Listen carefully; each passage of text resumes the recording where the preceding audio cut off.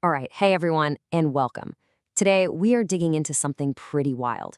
We're pitting the oldest knowledge technology we have, the 5,000-year-old book, against the newest and most powerful kid on the block, artificial intelligence. So what happens when these two collide? Well, let me tell you, the answer is probably not what you're thinking. And that brings us to this really fascinating, kind of ironic puzzle. I mean, think about it. For decades, we've been moving toward visual interfaces, swiping and tapping. And yet, the most advanced tech we've ever built, these giant AI models, talks to us through text. Just a simple chain of words. How wild is that? Let's figure out why. So, to get to the bottom of this, we first have to totally reframe what a book even is. Because trust me, it's so much more than just paper and ink. Okay, so get this. Reading a book isn't like a passive download. It's not just data transfer. It is an active, really intense process. The author has taken their entire thought process, their logic, their arguments, their aha moments, and encoded it into language.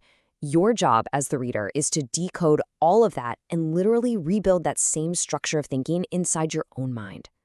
And this quote from the physicist David Deutsch just nails it. He points out that the goal isn't just to have a perfect copy of the author's words, it's to regenerate the understanding itself. You get to the same conclusion because you've walked the same mental path. The book, it's the map for that journey. All right, so now that we have this new way of thinking about what a book does, let's put it to the ultimate stress test. What happens when AI gets so good that it doesn't need us or our interfaces at all? And here it is. This is the big knockout argument against the book's survival. It's this idea of agent-native ergonomics. Basically, if an AI agent can book your flight by talking directly to the airline's computers, why would it ever need a clunky, human-readable website? Why would it need text at all? AI expert Andrej Karpathy argues that these front ends we use every day are just inefficient overhead. He's basically saying that making an AI read a web page is like forcing a modern computer to use a picture of an abacus. It's just a clunky, backward step it has to take for our sake. And this quote just captures that feeling perfectly. It's what we all want, right? We want the AI to just do the thing. No clicking, no reading instructions, no menus. We want to delegate the task completely. You're the computer, you do it. So you can see where this is going. It leads us to this genuinely uncomfortable question.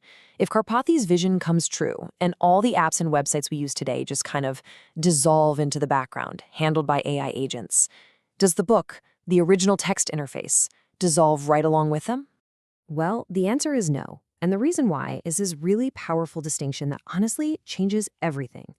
It turns out text has two very, very different jobs.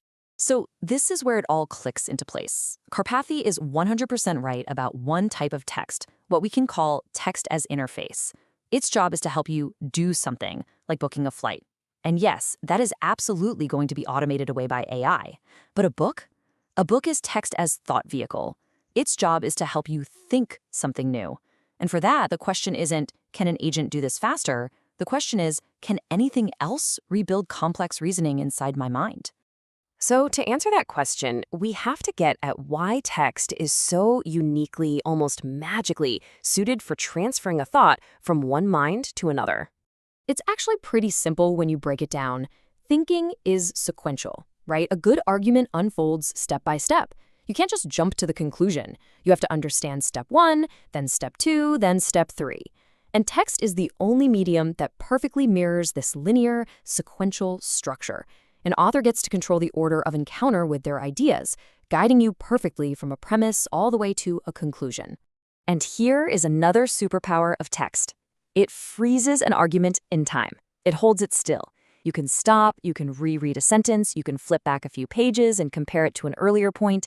It lets you really scrutinize the logic. You just can't do that with a video or a podcast in the same way. Text takes a thought out of someone's head and lays it out on the table so we can all look at it and challenge it. So if we pull all this together, text sticks around because it's built just like our thoughts. It's sequential, it lets an author control how we learn, it lets us be deeply critical, and it can handle all the messy human stuff like irony and metaphor that computers struggle with. And here's the really mind-bending part. Even our most advanced AIs are sequence machines at their core. They process information one piece at a time, just like we read one word at a time. So what all this means is that the core technology of the book, it's secure. It's not going anywhere, but that is not the end of the story. In fact, this is where the real disruption is just getting started. The bottom line is this: the book, as a format, isn't going away. And it's not because of nostalgia or because we like the smell of old paper. It's because it remains the single best tool we have for the very specific, very human job of transferring complex understanding from one mind to another. It just works. But while the format itself is safe, the real AI revolution is coming for every other part of a book's life. I mean, just think about it. Creation. What happens when anyone can generate a polished book in an afternoon? Authority. How do we trust anything we read if we can't tell if the author is even human? Curation. How on earth do we find the good stuff when we're drowning in AI-generated content? These are the massive, massive questions that we are just beginning to face. And that's really the thought I want to leave you with today. We figured out that the fundamental format of the book, this sequential vehicle for thought, is secure. It holds. But the entire world built around that format, how books are made, how they're trusted, how they're found, and how we read them, that is all about to be completely transformed. The format holds, but everything else is up for grabs.